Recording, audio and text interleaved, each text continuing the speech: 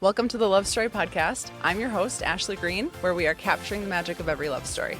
Well, thank you so much for joining us on the Love Story wedding No, here we go. I've got my wedding expo on the brain. We've got our wedding expo this Sunday. So the Love Story Podcast, you're joining us for the Love Story Podcast. So you guys are of your own podcast fame. Mark, we've got Dr. Mark Hicks back. We've heard from him a handful of times. And who do you have with you? This is my wife, Heather. Okay, perfect.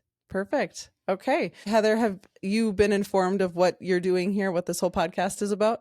Kind of. Okay. So because you are familiar with your husband's podcast, which is just kind of if you just would describe it in one sentence, what would you say, Mark? Learning how to love? Yeah, it's a monologue about practical insight into relationships.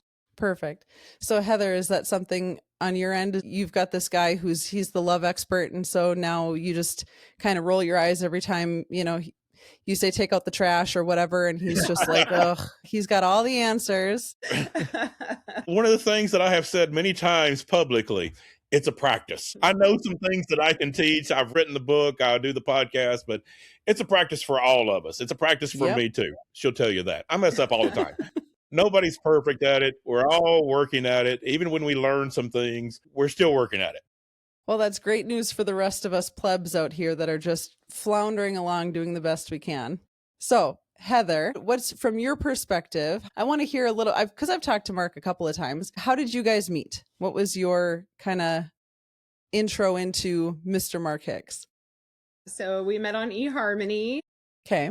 I was recently divorced. I had 3 young kids. I worked from home, and I just thought, I don't know how I'm going to ever meet anybody because I just go to kid events and church where there's really not a whole lot of single guys at either place. So I thought, how am I going to meet someone? And I had seen all the commercials about eHarmony. And so I went ahead and just filled out a profile to see what would happen. Okay. And how long ago was this?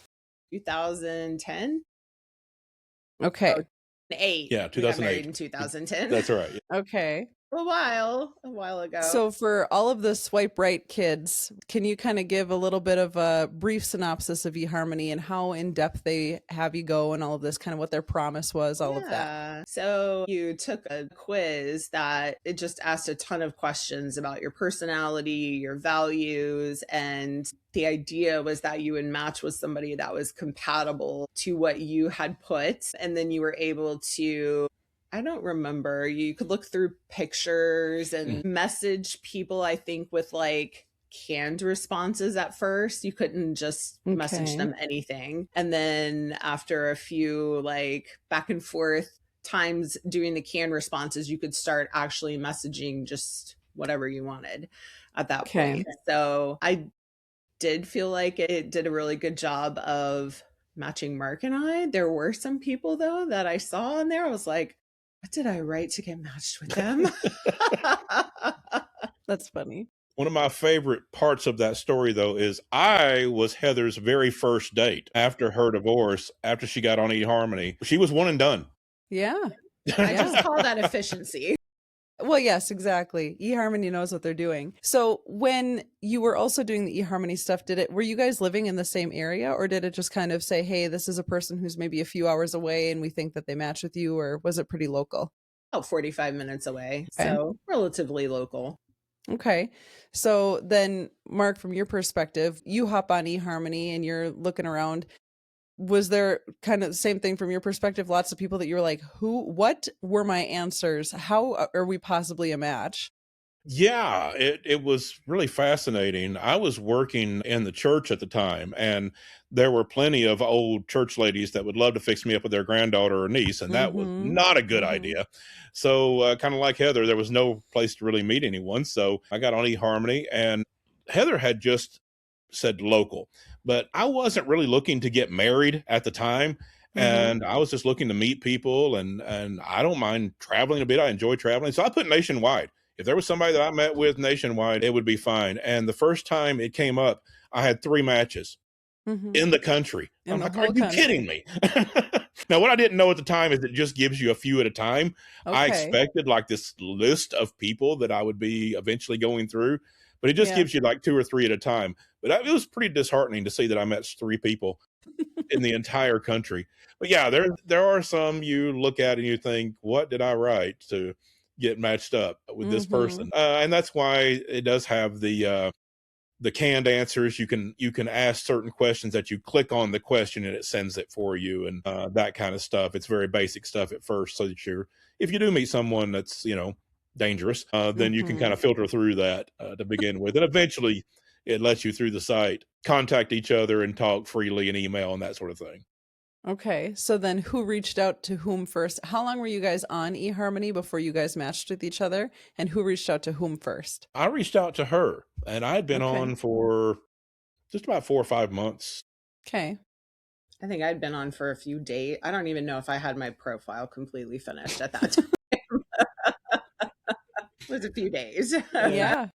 And I reached out to her, and I had no confidence whatsoever because Heather's 10 years younger than me. And Okay. so when I saw this beautiful gal on eHarmony that I matched with, I certainly wanted to send her a message, but I thought there is no way this young chick is going to be interested in an old guy like me. But luckily I was wrong.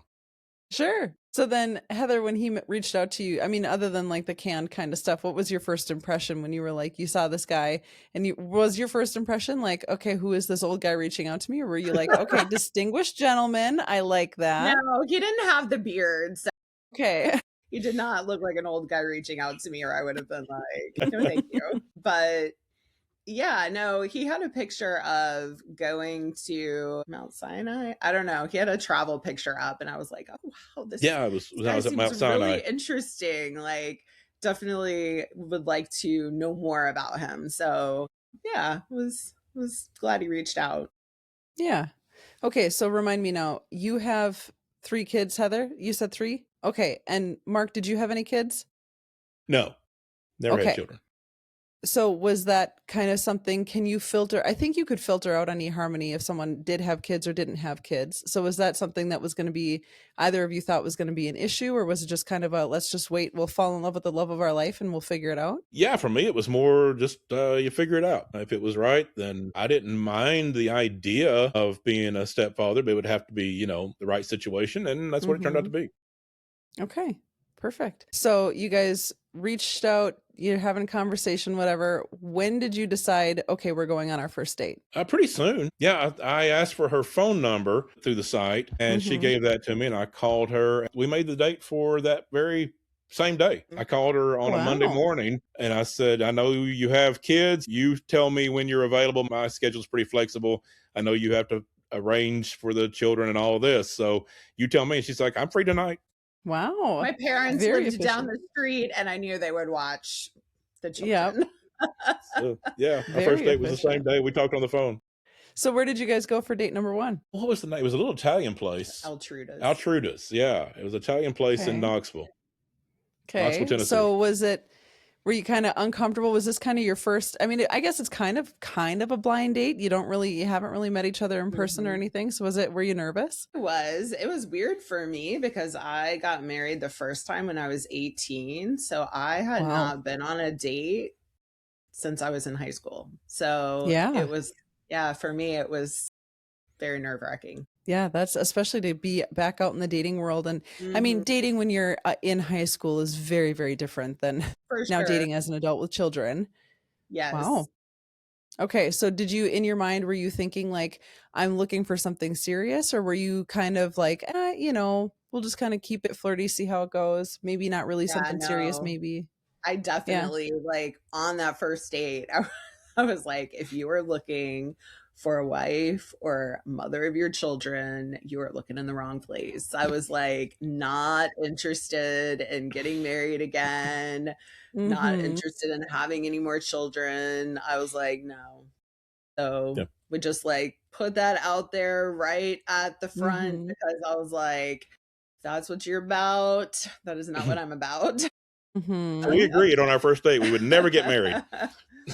Yeah. I love the best laid plans when all of that happens. Your date number 1, is the chemistry like immediate, or was it something that it took a little bit to build into? What was kind of the vibe? It was immediate for me. Yeah, I think so. Yeah. Okay. I actually thought that night, I thought, wow, it was her first date after her divorce. I had dated some Not a lot, but I had dated a few different people just casually, and it's like, it was just casual. It was just to go out and get out of the house and meet some people. And yeah, going home that first night, I thought, wow, this is different. Okay. So how long till date number 2 then? Kind of went out that week. Yeah, it was that weekend. So just 4 or 5 days, 6 days. Wow.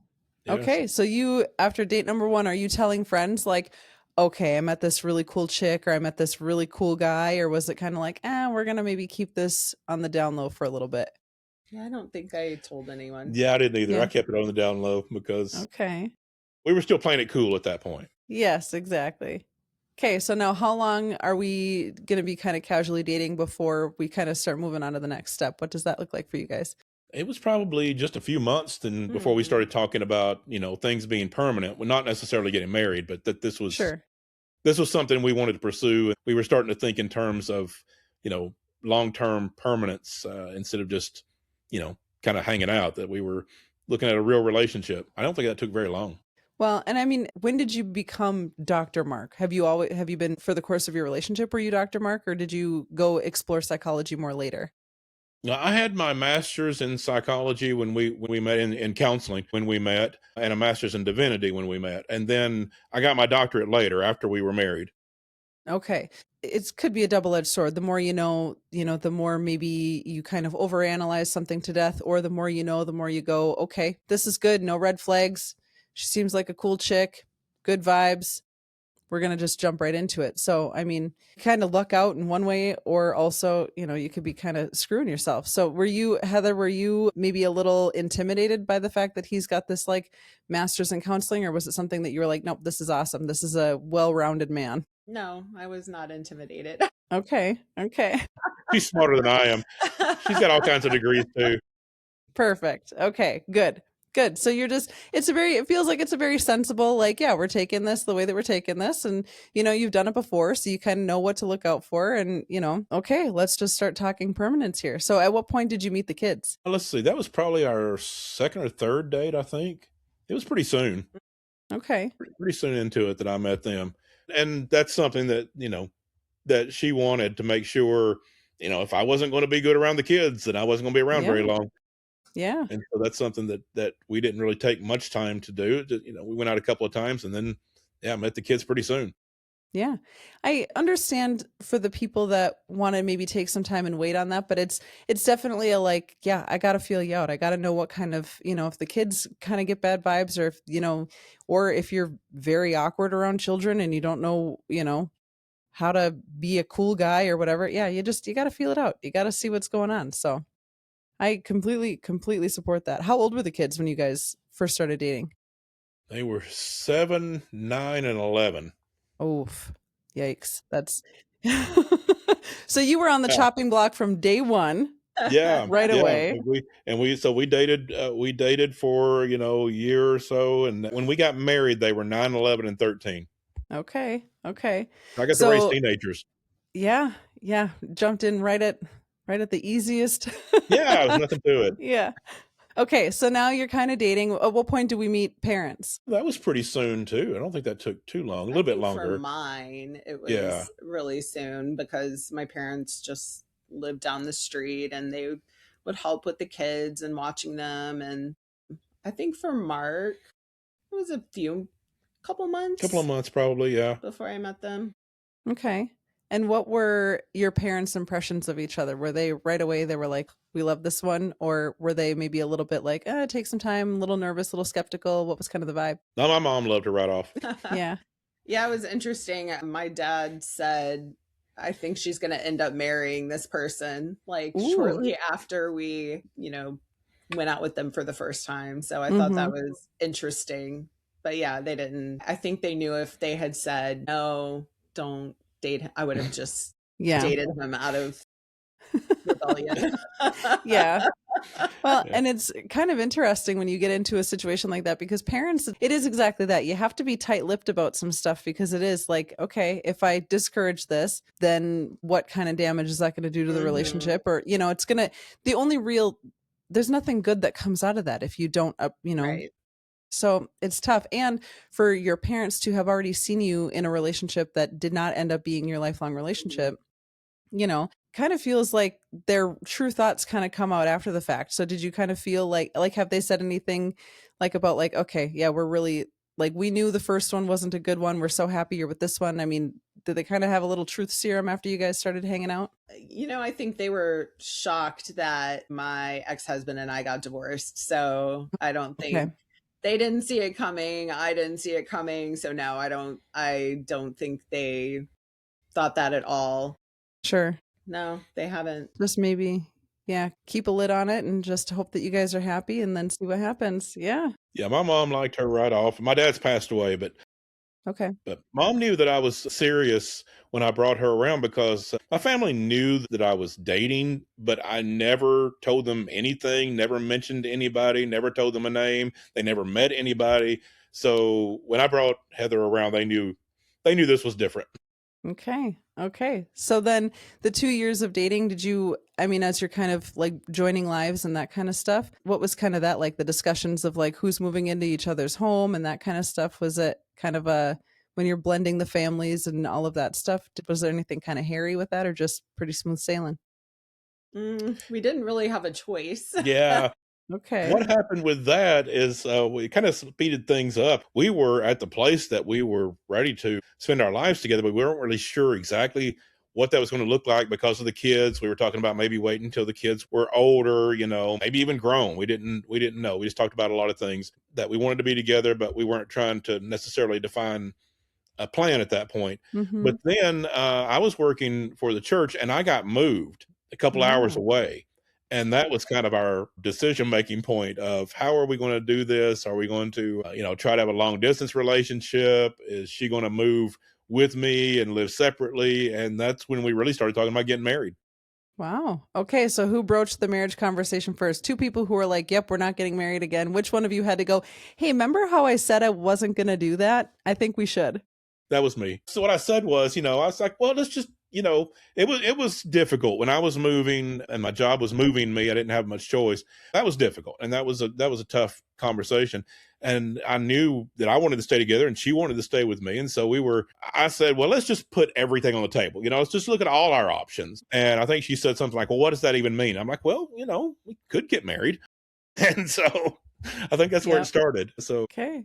And she was open to it. So we kept pursuing that idea. Yeah, I was definitely not open to moving my 3 sons 2 hours away for somebody that I was not like committed to enough to get married, because I just was like, no, this is too much for them. So it was pretty much going to be, we were either going to get married or we were not going to be able to date anymore, because the feasibility of driving 2 hours away with 3 kids, and I was in graduate school and I was working full time. I was like, no, this isn't going to be able to happen. That's a lot.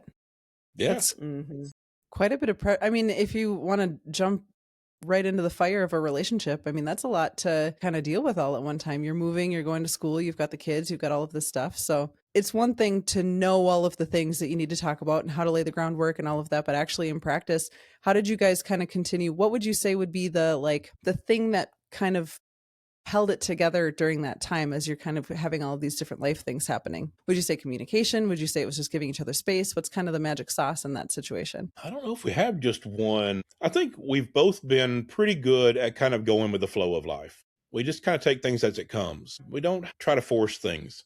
And so, when life just throws us these curves, I think we are pretty good about what's our options, what's best for us, and trying to make those decisions. And so I think through all of that, and really since then, life has had a lot of twists and turns to it. There's a million stories, and I think we're as good as anybody at just taking things in stride as best we can. Doesn't mean we don't have stress. We certainly do.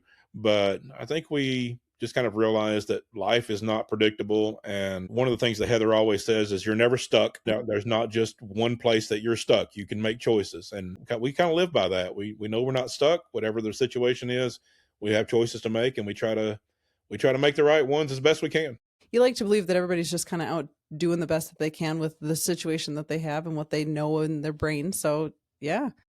So when you're talking packing up and, you've got, I mean, you did then move 2 hours away, I take it. Mhm. So was that something that happened right away? You're saying like the church is saying, hey, we're going to be moving you guys. You've got X amount of time. Here's the deadline. Figure it out and off you go. Did you get married before you moved, or was that kind of the Yeah, I moved in June of that okay? year. We got married in November, and then we let the boys finish their semester and actually moved Christmas During winter break. during the winter break of Christmas. Okay. And how did they take that? Were they excited about it, or was it kind of a bummer or I think it bittersweet? depended. Each one of them had a different reaction to it. I think at least two of the three were okay with the move. One of them wasn't super thrilled, but interestingly, they loved where we ended up moving to. Like once they Okay. settled in, they loved it much more than where we moved from. Mm-hmm. So it ended up working out well on that respect. Mm-hmm. And so then what were you doing for work? Were you able to kind of work from home, or did you have to like completely okay. Yeah, I That's work from home. When we got married, I taught chemistry online cool. for high school. So, yeah, I was able to just bring my job with me, which was very, And very that's so lovely. like yeah. And that's very ahead of the time because for that Yeah, to I be in started with them in yeah. 2008. So, Wow. yeah, it was definitely I was like, wow, everyone has caught up to the amazingness of working from home during COVID. I'm like, I've done this Yeah. for 12 years. Yeah, you're an old pro. That's funny. You're like, I work online. I met my husband online. So yeah, this I is know. Mhm. yeah. Yeah. Okay. So then everybody starts the new school, everybody's kind of happy. And then this would have been what you said 2010. Yes. And so then is that where you moved to? Is that where you guys have stayed since then? We stayed there 8 years. So till 2018. Okay. And then 2018 were the kids, they would have been for the most part out of the house at that point? Yeah, the youngest one turned 18 around that Mm-hmm. time. Yeah. All but one of them. Okay. So then was it another big couple hours away move, or was it fairly local? We No, we moved to moved to Europe. Prague. We moved to the Czech Republic and Prague. Okay. Why? How did Yes. that Yeah, happen? I got a job offer. The opportunity came open. I was working in the church, and the opportunity came open to pastor the English-speaking church in Prague. So I took it. We had been doing a lot of mission work. We had traveled a lot. We've been a number of places in the world doing humanitarian projects and doing mission work, and so that wasn't anything new as far as being in touch with these places. So there was a mission organization in Prague that I'd gotten in touch with and just said that, we'd be happy to help out on a short-term basis if they needed that. We've taken trips 2 or 3 weeks, different places in the world to help out with different projects. And so thought that was what that was going to be. Well, then they called and said, we'd like you here full time. And Wow. so I went home and said, hey, you want to move to Prague? And what kind of reaction do you have to that, Heather? Because at this point, you're like, I moved 2 hours away for I you know. to be in this relationship. Now we're moving to Prague, of all places. Yeah. I don't remember. I do remember being excited when we found out it was like we were definitely moving. I think we did think about it a little bit when it was a first like interviewing for the position and that type of thing. Like, is this something we really want to do? But then the more I just looked into it and thought about it, I was like, this is going to be a really good experience. And I'm glad that we did it. Okay, so how long were you in Prague, and were you able to continue teaching online when you were out there? Yeah, so we were only there for a year and a half because of Okay. COVID. That was an unfortunate circumstance because I came back to see the kids March 1st of 2020, Yeah. realizing what was about to happen. And Mark stayed in Prague, and I was planning to be there for 2 weeks. And I think it was on March 10th. My sister called me and was like, they're shutting the borders to the Czech Republic. And I was like, what? And so I literally could not get back. So I ended up having to just stay in the US. I rented an Airbnb from one of my old friends, like where we had lived before, and stayed there. Yeah. And Mark wasn't able to come back until May. Yeah, it was May when the first flight out was in May. By that time, our visa had expired, and so I was kind of in trouble for overstaying the visa. They stopped me Yeah. at the airport and chewed me out over that, but it wasn't my fault. There was no flights Right. out. Hey, So by the way, it's a pandemic, so I couldn't yeah, leave. Yeah. so between the visa issues and her not being able to get back. Obviously, the job had basically ended because most of the people that were in the church there, many of them were international people. They were working there in Prague. The English was the common language. So we had dozens of representative languages represented in the church, but English was the common language. So a lot of people came there for that reason, and they'd gone back to their homelands because of COVID. So the job had basically ended. So yeah, I came back. It was very disappointing at the time because something we thought we would be doing for, about 5 years or so, at least. Thought maybe that might be something permanent that we do in Europe. Yeah, it lasted about a year and a half and ended kind of badly with COVID. But, I wasn't the only person to lose a job because of COVID. So it was just one of those difficult stories. Well, and I think we kind of forget now that we're in 2026. And this was, it's absolutely wild to think that this was all happening 6 years ago, but we forget how scary it was in the beginning. To know what we know now is fine, but to be okay, so you're thinking, I'm just going to go on a vacation quick, go see the kids, hang out, whatever, and now all of a sudden, ka-chunk, everything shuts down. And it's like, not only can I not go back, but death was in the forefront of everyone's minds, not knowing what is this that's happening, who is it, impacting the most, whatever. And that's 2 months to be away from your husband. You're in hometown, home country, whatever. But the not knowing of just like, that's got to be incredibly stressful on both sides. Not only, because now, Mark, you're in Prague by yourself, and Heather, you're here with the kids, but it's still this like crazy. Right. It was very really scary time. It was really tough, and I've said before, I've had a good fortune in my life. I had parents that loved me, that took care of me. I've always been, I've had friends, I've had people around me my whole life, and I've never had anything happen that was truly scary. I've had stress, and I've had anxiety like everybody else does, and there's good days and bad days, but I've never truly been scared in my life because I always knew I had resources. I had people that loved me. I had people that would support me. But yeah, being over there by myself, and I had friends there supporting me, but it was very lonely, and being scared for her. I kept thinking, what if she gets sick and I'm not there to help? It was really the only time in my life that I can say that I really experienced fear. I couldn't imagine, especially to just, to have taken just a quick little trip. I was in Colorado with my daughter. It was her 10th birthday that we were celebrating. So we were in Colorado when it was the beginning of March, and it was kind of the grumblings of like, it would be crazy to think that we couldn't go home, right? Like our Airbnb host was like, yeah, I don't know what's going on. And we're like, but no, like we live in America. Like this isn't gonna, and then, it's just the reality of everything. And we were just a couple of states away. If we wanted to, we could have, worst case scenario, gotten into a rental car and made it home a couple days later than what we had anticipated. I could not imagine the fear of like, now it's just, and the question mark of when can I go home too? Right. That's quite testing. So then, okay, so now everything works out. You're able to get home. And now this would have been still kind of in early stages. Did you go right into lockdown, quarantine from each other? What was kind of that situation? Yeah, when I got back, I had to be in quarantine for a few days. We were there was a 2-bedroom in the Airbnb, and I just basically sequestered myself into the bedroom. She set the food outside of my door.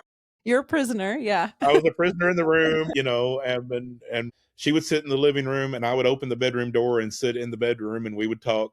She would have a movie on the television, and I would have it on my computer, and we would start it at the same time so we could watch movies together and things like that. It had to be kind of creative, but yeah, we were very concerned. I was very concerned that, being on the plane and everything, that I would get sick or I would make her sick. And so, we had to take every precaution, which was tough because we hadn't been together in months, and had missed her so much, and then it was great to at least be in the same house, but have to still stay apart and not even be in the same room, and can't have no together or anything. It was difficult, but it was at least great to be in the same house with her. Right. So then after all of that, so because that was not the plan to come back and to then move back to the States. So now I assume you were renting a place in Prague? Yes. When you were out there. Okay. So now you come back and you're like, okay, now we have to be one of these crazy couples that's buying a house in the pandemic like everybody else was, when everything was just madness after that. So then is that kind of, you had to jump into the housing market too? Now everything's changed. We're here. No, because I was still working for the church. So we had a a church parsonage that we were able to live in Okay. at the time. So I was appointed back into a church in the States and was there for a while. And then there's been a lot of twists and turns since then, particularly with my job, because I really had the ambition of doing some other things, and which I've Mm-hmm. launched into in recent years, publishing my book. And I started doing some ghostwriting, helping other people write their books. And that led into the eventually getting the publisher for mine. I'd self-published it originally and ghostwriting other people's books. And that led me to meeting a publisher, Morgan James Publishing, and launched my podcast. I've launched a nonprofit since then. And so there's been a lot of twists and turns professionally since that time, Mm-hmm. which I wouldn't have had if I had stayed in Prague. And so in some ways it's worked out. It was disappointing at the time, and it was a great experience to have. But now that I have the podcast and the book published and just launched the nonprofit, and I'm loving all of that, Mm-hmm. it's worked out. So then, Heather, for you, are you still teaching online, working from Yeah, home? so I did have to give up my job with the school I was previously teaching at because it was a state school and they were like, we don't have like anything set up for you to teach out of the country, tax wise, benefits wise, for Yeah. insurance or anything like that. So I did have to quit my job, but I was able to get a job doing a similar kind of thing, but for a private school. And I worked as an independent contractor. So they were like, we don't care where you work as long as you get Yeah. everything done. So I did have my job. But then when COVID hit, I was trying to think of a way to do something to help with COVID, and my master's degree is in public health. So I ended up doing contact tracing and disease investigation and managing a disease investigation department. So it was Wow. terrible that all of it happened, but it was a great experience to be able to use my education to Yeah. feel like I was doing something good to help everyone. Yeah. What did that look like? What kind of work was that? And when everything was happening, were you like, I know a pandemic when I see one, this is going to be bad? Like, what was kind It's of, funny. I was, because my bachelor's degree is in molecular and microbiology. And so we had studied pandemics and how they usually come about around every 100 years. And I was like, I had said like 4 years. We're like, this is the yeah. time. We're in that Yeah. time. It's been over 100 years. And then I had seen that, like, just from studying, that they usually last around 2 years. So when everybody was like, Mhm. it's going to be done in April, it's going to be done in the summer, I was like, it is not. No, it's Yeah. going to be a No. couple years before this is done. Wow. And I'm sure you so were just a joy to have around, because those of us I that were lulling ourselves into this false sense of security, like, we just like, got to wait till nope. June, right? Yep. Yep. Be He was real, like, I'm going to have to get a everyone. job to help with this because I it's going to be a know. while. I was like, it is going to be a while. So, Wow. yeah, and I worked for the city of Louisville. And so we basically, when I was doing the disease investigation, we were the ones that would call and say, hey, you tested positive. You need to isolate in your home. Who are your contacts? Called them, made sure that they quarantined in their home. But we were able to also provide a lot of education on, like, how do you protect people in your family that may not have it. Sure. And then when the vaccine started rolling out, my job switched to helping set up the max vaccination clinic and working with the National Guard to make sure that people that were like homebound and couldn't get to the clinic were able to get vaccinated. Okay. Yeah, it was a really interesting position to have at the time. What would be people have a lot of feelings. It's easy to look back on the pandemic now and, be a person who, oh yeah, it wasn't that big of a deal, or be a person Right. who, like, I knew everything, whatever. What was a myth about the pandemic that you kept hearing that would maybe boil your blood a little bit when you're like, to be an educated person, I can only imagine that it was just like, y'all got it wrong. And what was something that I think you were really proud to see kind of come out of it? I think the myth that it wasn't that bad is Mm-hmm. the thing that made me the most upset, because I would be calling and, you would talk to a person one day and then the next day they're in the hospital on a ventilator, when you're calling back to check in on them. And so to experience that, and then to hear other people that are like, it's not that big of a deal. Mm-hmm. I was like, really? Are you talking to hundreds of people every week and seeing like what's actually happening? And then I felt like something that I was proud of was when I would see people doing things like wearing masks and Mm-hmm. caring that others didn't get sick because of them. I always, I know that that's a huge political topic, but for me, it's, a public health thing. It's like, if everybody wore a mask, then it's going to be harder for people to get sick. And it was disheartening that that did become a political topic. But Yeah. when I was able to see people like working together to do that, it was like, oh my gosh, the community really cares about each other. That's so great. Yeah. Well, that's awesome. So I can imagine so then Mark, now you've got kind of the inside scoop of everything as it's happening. So did that ease kind of your concern, or did that make you more scared? Once I got back into the States, my fears kind of calmed because I knew we were together and we would take care of each other. We'd take care of the boys and my mom. And, it was really just being isolated in Prague and not being able to engage Yeah. in whatever needed to happen was what scared me. So I felt better. But yeah, it was a lot because she is very educated on these things. And so I became very educated on all of these things. And yeah, it was a lot more serious than a lot of people were taking it, and that was hard sometimes. Again, I was working in the church at the time, and a lot of the politics got into the church Mm-hmm. on how that should be handled. And so, from my perspective, I wasn't thinking politically. I wasn't thinking through any kind of church policy. I was thinking of the science because that's what I was hearing from her, and I'm a bit of a scientist at heart and myself, Yeah. and so that was really my greatest influence. So that was difficult within some of the church politics at the time as well. Mm-hmm. Really coming from that scientific place and trying to tell people that in a gentle way without being too confrontational because people have their opinions. Yep. So then were you also kind of putting your, psychologist hat on and thinking like, oh boy, what's this going to do to the family structure over the next couple of years? Or were you not thinking that yet? Yeah, I mean, it occurred to me, and that was, I think that I didn't address that specifically in my book, but that was kind of one of the influences of writing my book. That was the period of time that it was really solidifying in my mind, and I was beginning to write it. And it was that how do we deal with all the stuff of life in families? How do we deal? Title of my book is Learning Love, and it really is that learning process. If we just kind of wing it, we just kind of do what our family has done in the past, that's not going to work. And so seeing all of that at the time, again, I didn't really address it directly, but it was one of the influences that kind of pushed me to write the book. Yeah. So from, let's see, we've got pandemic days to now. I mean, have you, as you're kind of settling into having the podcast stuff, and then now, Heather, when you left the public health, did you go back into education? So I work right now for a nonprofit, and I'm a senior manager of education there. So yeah, I kind of do both Yeah. public health work and nonprofit and education. So it's a nice blend of everything. So then as everything is kind of starting to settle down, what's kind of been the last handful of years like after the pandemic? I mean, to say I'm going to write a book, and then, Heather, were you like, absolutely write a book? Or, was it just like, okay, tell me when it's done? What's kind of as you've been watching like his journey, what's kind of that been like for you guys?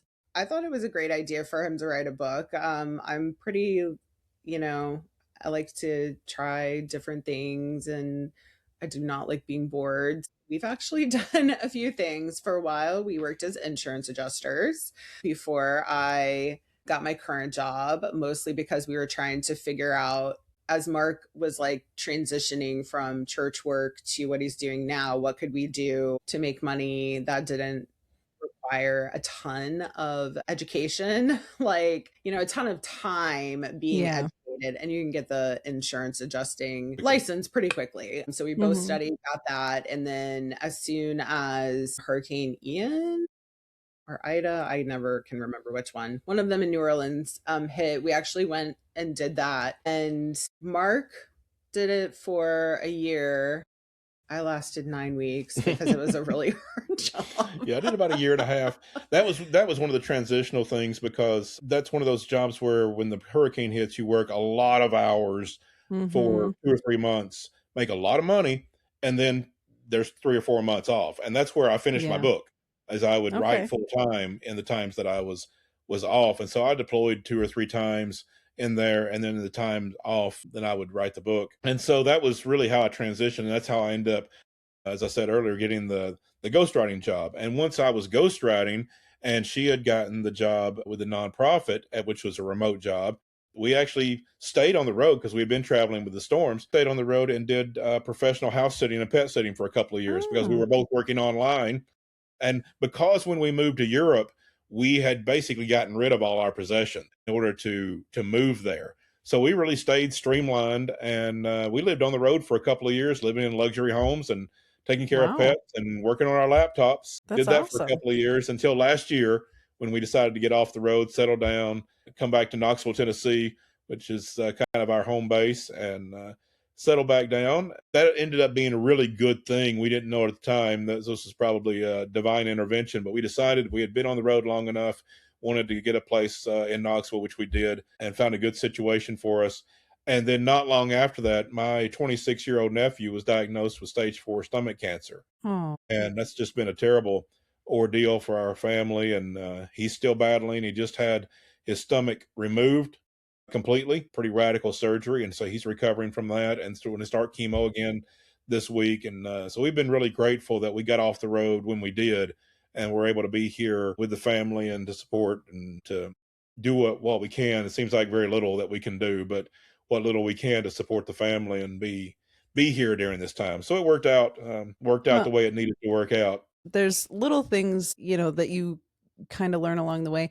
Like they say there's two things that flowers do. Number one, if you want to live like you're in a movie, have flowers in every room. And now that I've said that, anytime you're watching a movie, if you pay attention, there's always a bouquet of flowers everywhere, somewhere in this movie, whatever movie it is. And also, in the hospital, it shows that just having flowers around and having living things around and plants and that kind of stuff just helps with your healing and that kind of stuff. So it's the same thing with family and having loved ones around. So it's very fortunate that you guys are able to kind of station down and just be a support system. So kind of a lot of heaviness in the last handful of years of your life. So what's the Hicks, the Mark and Heather formula? If you had to say the formula for success is, other than write a book about love and do your best to live by it, what would you say is what works for you guys? It's supporting each other's interests.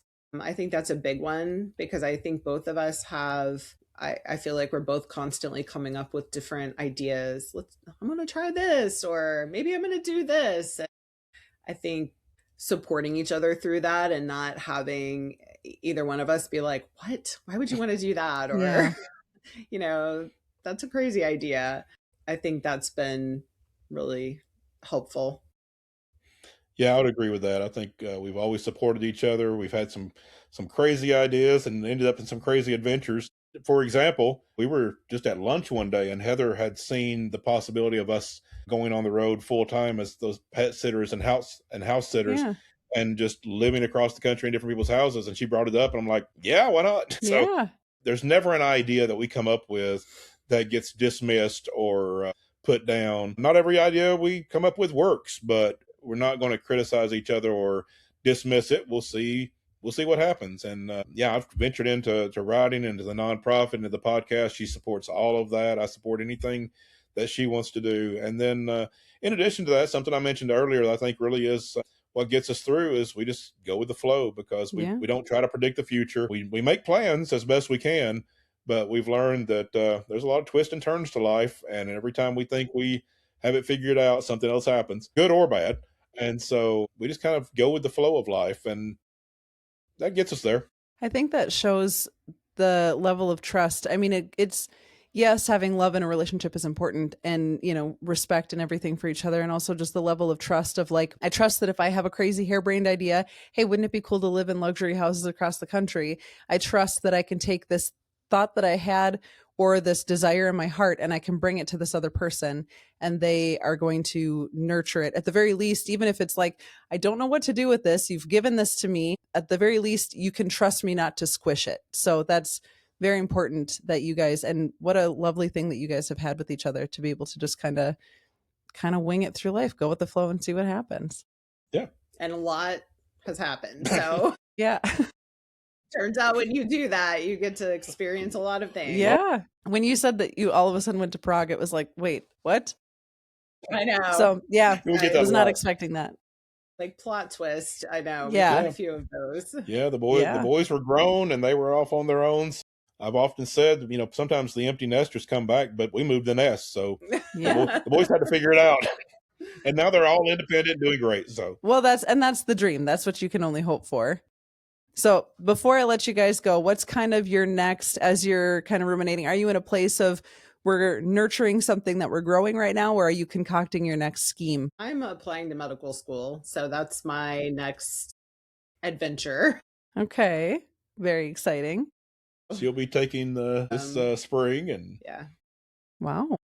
and so that's an exciting point. And my big focus is really working to get the nonprofit off the ground. It means a lot to me. I do have a day job that I work full time in addition to all that stuff, and that's what's really paying the bills now. But I hope to transition out of my current day job. Being the executive director of the Learning Love Foundation will eventually be my full-time job. That's going to take some time. The nonprofit and grant world is kind of in flux right now, and finding our place in the world is going to take a little while, but that's all right. We'll pursue it and see where it goes and see if it can grow. And hopefully that will be a big part of my life going forward.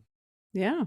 Well, very excited to have you on the podcast with both of you. Lovely to meet you, Heather, and to kind of hear your guys' story together. And then I'm sure in, a few months we'll have you back on, Dr. Mark, to talk about more little tips and tricks about love or whatever you want to teach us about. I always love being on your show. You can invite me anytime. Perfect. Thanks so much, you guys. Thank you for listening to the Love Story Podcast. You can subscribe to the show and you can follow us at the Love Story Podcast on Instagram, Facebook, and YouTube. Do you think you have a love story for the ages? Do you think you have a love story that's like a meet cute? Or maybe you just have a regular old love story, but you guys have been together for so long that you don't even remember how you met? We would love to have you on the Love Story Podcast to tell your story. Every love story is unique. Every love story is special. And whether you think you've got a cool story, a funny story, or just a heartwarming story, or just a story of the everyday, regular old love, that's the kind of stuff we want to hear.